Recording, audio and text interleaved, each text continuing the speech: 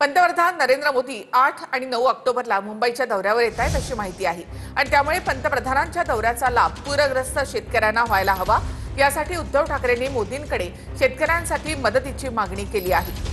शेतकऱ्यांना हेक्टरी 50,000 द्या आणि कर्जमाफी करा अशा दोन मागण्या उद्धव ठाकरे यांनी समोर ठेवल्या आहेत।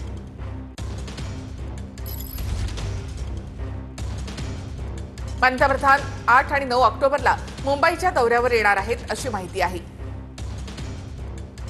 पंतप्रधानांच्या दौऱ्याचा लाभ पूरग्रस्त शेतकऱ्यांना व्हायला हवा। संपूर्ण मराठवाडा आजही चिखलामध्ये आणि पाण्यात आहे। जमीन खरडून गेली त्यावर किमान 2 पिढ्यांना पिकं घेता येणार नाही असं उद्धव ठाकरेंनी म्हटलंय। 40 लाख शेतकरी 60 लाख एकर शेतीला पुराचा फटका बसलाय। पंतप्रधानांनी पॅकेजची धूळफेक न करता हेक्टरी 50,000 मदत द्यावी अशी मागणी उद्धव ठाकरेंनी केली। कर्जात बुडालेल्या शेतकऱ्यांना कर्जमाफीची घोषणा करावी असे उद्धव ठाकरेंनी म्हटलं।